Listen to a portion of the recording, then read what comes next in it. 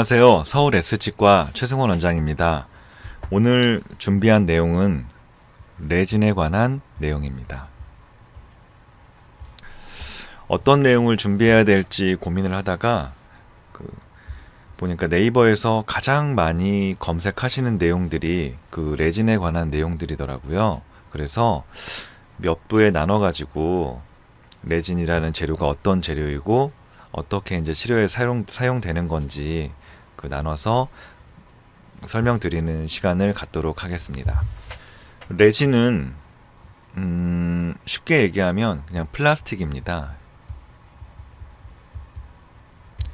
이제 좀 아무 그냥 플라스틱이라고 하면은 좀 싸 보이니까 저렴해 보이니까 그냥 플라스틱류의 재료라고 이해를 하시면 되겠고요. 플라스틱이란 말이 좀 말씀드렸듯이 저렴해 보이긴 한데 어쨌건 이해를 돕기 위해서 어쨌건 레진이란 재료의 본질은 이 플라스틱 계열, 합성 수지 계열이니까 이렇게 이해를 하시면 되겠습니다. 제가 그 루리앱이라는 요즘 많이 유행하죠. 혼모노들의 사이트에 가끔씩 들어가는데요. 거기에서 그 피규어 관련된 내용을 보면 뭐 레진 킷 이런 말들도 많이 나오고 하더라고요. 혹시 뭐 프라모델이나 피규어 많이 하시는 분들은 그 레진이란 말이 친숙하실 텐데 이제 레진이란 재료는 아까 말씀드렸듯이 플라스틱 계열의 합성 수지 재료다. 이렇게 이해를 하시면 됩니다. 그러면 그냥 일반적인 플라스틱은 강도가 좀 약하기 때문에 치과에서 그 치아를 수복하는 데 쓰기에는 많이 부족함이 있을 거잖아요. 재료 자체가 무르단 얘기는 입안에서 기능을 하면서 쉽게 닳기도 할 거고 또 깨지기도 할 수도 있고 시간 지나면서 변색이 더 잘 될 수도 있고 이러한 여러 가지 문제점들이 있을 수가 있어서 치과에서 쓰는 레진은 그냥 일반적인 플라스틱과는 다르게 좀 강화되어 있는 레진 재료입니다. 강화되어 있는데요. 뭘로 강화가 되어 있느냐면 그 레진은 아까 합성 수지 계열의 그냥 플라스틱이다 라고 말씀드렸는데 이것만 가지고는 치과에서 쓰기에 강도가 떨어지기 때문에 또 변색도 될 수 있기 때문에 이 안에 쉽게 말하면 돌가루를 넣습니다. 돌가루라고 쉽게 표현한 건데 일반 그 세라믹 계열의 세라믹이라고 하면 쉽게 연상되는 게 도자기인데요. 이런 도자기 같은 재료들을 곱게 갈아서 가루로 만든 다음에 제조 과정에서 그 합성수지 계열의 레진 안에다가 세라믹을 충분히 넣어서 강화를 시켜서 판매를 하고 있습니다. 그러니까 판매를 하고 치과에서 사용을 하고 있습니다. 이게 이제 합성수지 계열은 유기 화합물이고요. 세라믹 계열은 무기 화합물이기 때문에 유기질과 무기질이 섞였다 해서 저희가 이제 복합된 복합 레진이다 이렇게 이제 표현을 하고 있습니다. 유기질이라는 거는 생명체에서 원래는 이제 유기질이라는 게 생명체에서 찾아볼 수 있는 그런 분자들이 유기 분자인데 무기질은 생명체하고 상관없는 뭐 자연에 널려 있는 돌이랄지 이런 좀 단단한 재료들 있잖아요. 이런 것들은 이제 무기질이고 뭐 그런 내용은 뭐 간략하게 이제 넘어가고요. 어쨌거나 그 유기질의 유기 분자와 무기 분자가 서로 섞여가지고 재료가 탄생됐기 때문에 저희가 이제 그냥 레진은 아니고 복합 레진이다 이렇게 표현합니다. 참고로 영어로는 컴포지트 레진, 컴파짓 레진이라고 부르고 있습니다. 이제 그 복합 레진이다라고 말씀을 드렸는데 이게 이제 치아를 수복할 때 가장 많이 사용되는 레진입니다. 역사를 보면 처음에 합성 수지 레진 유기질 기질 안에 돌가루를 넣는데 처음에는 큰 돌가루를 섞어 놓으면 단단해지지 않을까 해서 큰 돌가루가 섞여 있었어요. 유기질과 무기질 이 돌가루는 서로 붙지는 않기 때문에 이 돌가루와 유기질 사이에 이렇게 접착제를 발라서 이제 레진 안에 넣어서 사용을 했었습니다. 근데 이런 재료를 쭉 썼었는데 이런 재료를 보니까 이 돌가루는 굉장히 단단하지만 그 레진 이 유기질 부분은 좀 무르거든요. 그냥 일반적인 플라스틱이라서 입안에 떼어놓고 시간이 지나다 보면 레진 기질 부분이 많이 마모가 잘 돼요. 막 닳게 되거든요. 양치질도 하고 어쩌고 하다 보면. 그러면은 예를 들어 이만큼 닳았다고 치면 레진이 이렇게 돌가루는 있고 이렇게 있고 뭐 안경 같네요. 이렇게 있잖아요. 근데 어느 순간 닳다 보면 돌가루가 탈락돼요. 그러면 이렇게 딱 구멍이 움푹 파인 홈들이 생기는 거잖아요. 어떻게 보면 큰 덩어리를 넣었을 때는 이렇게 홈이 크기 때문에 이 안으로 또 음식물들이 많이 끼고 이게 겉에서 봤을 때는 이제 변색이 되는 걸로 나타납니다. 그래서 덩어리가 컸을 때는 큰 덩어리를 썼을 때는 강도 면에서는 왠지 좋을 것 같았는데 실제 사용을 하다 보니까 마모도 잘 되면서 덩어리 입자들이 탈락하게 되고 그 부분으로 변색이 잘 일어난다는 단점들이 있었습니다. 그래서 그 다음에는 어떻게 했을까요? 입자를 작은 거를 넣었어요. 작은 거를 넣으니까 작은 거는 그때 당시의 기술로는 이 안에 덩어리는 섞기가 편한데 이 가루가 작아지면 작아질수록 이 레진 기질 안에 균일하게 섞기가 좀 힘들어서 그 나오는 레진의 물성이 그 레진 재료의 강도나 이런 성질들이 조금 균일하지가 않고 떨어지는 경우도 있고 했었습니다. 그래서 다음 나온 건 그러면 큰 덩어리랑 작은 덩어리를 이렇게 섞어서 쓰는 거였는데 이게 이제 많이 사용되는 소위 이제 치과에서 많이 사용했던 컴포짓 레진, 복합 레진의 한 종류였고요. 요즘에는 이제 이 가루들을 잘게 잘라서 거의 나노미터 수준으로 작은 입자를 섞는 기술들이 발달을 해서 이 나노미터 단위의 아주 미세한 입자들을 잔뜩 넣었습니다. 그래서 실제로 보면은 이 컴포짓 복합 레진이 있을 때 덩어리가 이제 무기질이고 강도에 영향을 많이 주는 재료잖아요. 강도를 단단하게 해줄 수 있는 재료. 그 다음에 옆에 유기질 부분은 그 레진의 성질이라고 하면 저희가 필요할 때 떠서 원하는 모양으로 만들고 그거를 빛을 쪼아서 광중합을 시켜서 굳히고 이렇게 치과에서 원하는 부위에 원하는 형태로 쓸 수 있게끔 만들어줄 수 있는 게 결국 이 레진 유기질 부분이 담당하는 역할인데 과거에는 강도를 따지면은 무기질 부분은 뭐 50%, 60%, 70%이 정도였는데 요즘 나노미터 단위의 이 가루들을 섞었을 때는 거의 90% 이상이 무기질이고 레진 기질은 한 10% 정도 되는 그러니까 거의 도자기에 가까울 정도의 강도와 성질을 갖고 있는 레진이 현재는 쓰이고 있습니다. 그래서 이 말씀을 드리는 거는 그 레진이란 재료가 레진의 강도에 대해서 이제 가장 많이 의문을 가질 수도 있을 텐데 레진 자체는 이와 같이 이 단단한 가루들이 거의 90% 이상 거의 준 세라믹에 가까운 재료이기 때문에 현재의 레진들이 그래서 강도 면에서는 크게 걱정을 하지 않으셔도 된다라는 말씀을 드리고요. 물론 뭐 크라운을 레진으로 할 수는 없어요. 크라운을 그 힘을 견디기까지는 안 되기 때문에 크라운은 뭐 지르코니아나 금으로 하지만 그 외에 치아에 떼우는 부분들은 레진도 충분한 강도를 갖고 기능을 할 수 있다라는 것을 말씀드리고 싶습니다. 그래서 일단은 그 복합 레진의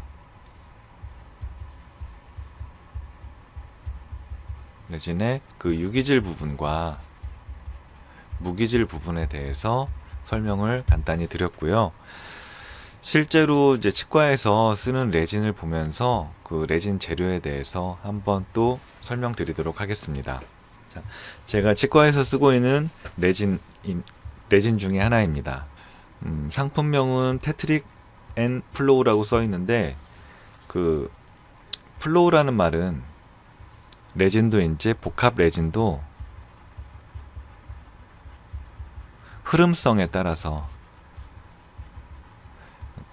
플로우 레진은 여기서 쭉 짜면 줄줄줄줄줄 흐르는 레진이에요. 그 다음에 플로우 레진 말고, 그러니까 플로어블 레진 말고 팩커블 레진이라는 게 있는데, 이거는 이제 다져서 쓸 수 있는 좀 뭐랄까 찰흙같이 다져서 떠서 모양을 형성하고 그다음에 굳혀서 쓰는 이제 그런 종류의 레진인데, 각각의 쓰임이 있기 때문에 이제 플로우 레진 먼저 말씀드릴게요. 그 복합 레진이라는 점에서는 똑같습니다. 레진 그 아까 말씀드린 그 합성 수지 안에 무기질 가루, 세라믹 가루를 섞어서 만든 건데, 무기질 가루가 너무 많이 들어가면 들어갈수록 전체적으로 봤을 때 레진이 뻑뻑해지고 찰흙 그 이상으로 이제 단단해지는 성질을 갖고 있어요. 굳기 전에도. 그래서 플로우 레진은 이 무기질이 거의 한 50%, 뭐 60% 이 정도 들어있는, 그러니까 함량이 약간 적죠. 그 말은 강도는 좀 떨어질 수가 있습니다. 하지만 이게 잘 흐를 수 있다는 얘기는 또 다양한 부분에서 장점이 될 수 있는데요. 치아가 있을 때 충치가 되게 조그매요. 레진 치료의 장점은 충치가 있을 때 충치 그 부분만 삭제하고 거기만 떼울 수 있다는 장점이 있습니다.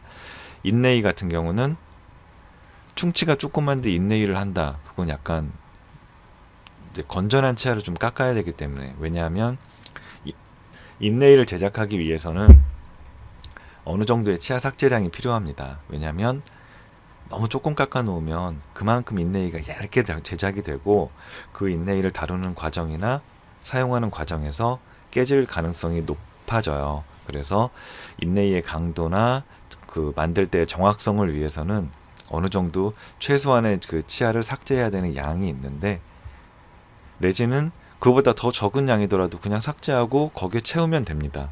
삭제량이 충치가 조그만 때는 조그만 충치만 파내고 거기에 이와 같은 플로우 레진을 흘려 넣어서 떼어주면은 간단하게 그 깊지 않은 충치를 마무리를 할 수가 있겠죠. 그래서 이와 같이 이제 플로우 레진을 사용하는 경우가 많고요. 다음은 팩커블 레진입니다. 팩 다져 넣을 수 있는 레진이라는 뜻인데요. 이제 이거는 아까는 주사기처럼 생겨서 짜는 형태였는데, 얘는 톱니처럼 생겨서 돌려가지고 찰흙 같은 게 조금씩 나와요. 그걸 떠서 원하는 형태의 치아를 떼우고 뭐 형태를 다듬고 이런 식으로 이제 사용을 하는데, 참고로 여기 뭐 A2, A3, A3.5, 3.5, 네, 3.5. 이게 숫자는 이제 그 레진의 색이고요. 숫자가 커질수록 색이 조금씩 어두워져요.